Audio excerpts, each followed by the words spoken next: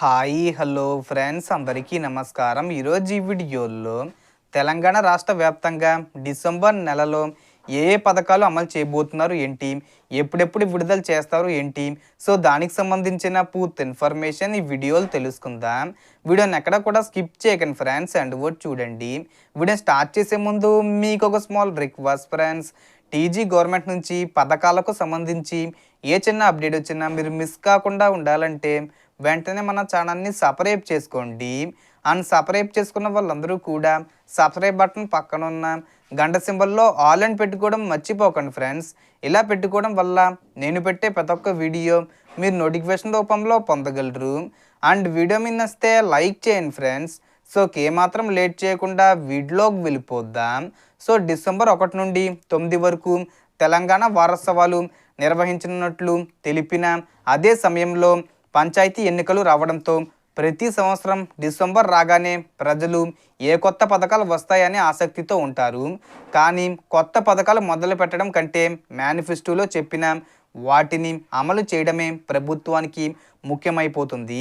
ఇప్పటి వరకు ఉచిత గ్యాసు, 500 రూపాయలకే సిలిండరు, ఉచిత కరెంటు బిల్లు, ఫ్రీ బస్సు, డోక్రా లోన్స్ వంటి పథకాలపై ప్రకటనలు వచ్చాయి.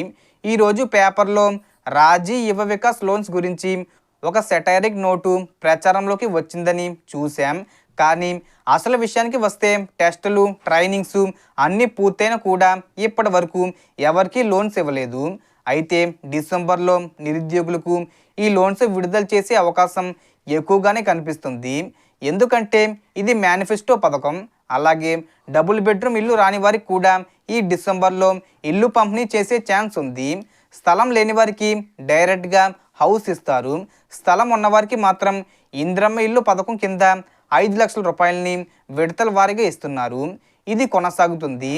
మహిళలు ఎంతోగానో ఎదురు చూస్తున్న మహాలక్ష్మి పథకం, 2500 రూపాయల పథకం డిసెంబర్లో ప్రకటించే అవకాశం ఉండగా డబ్బులు మాత్రం కొత్త సంవత్సరం అంటే జనవరి నుండి రావచ్చు.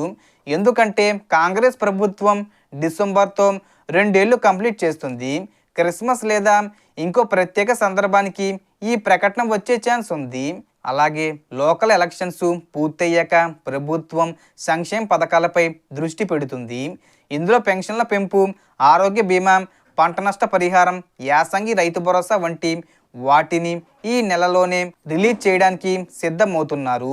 రైతు భరోసా కోసం ఏడాదికి దాదాపు 9,600 కోట్లు అవసరమవుతాయి.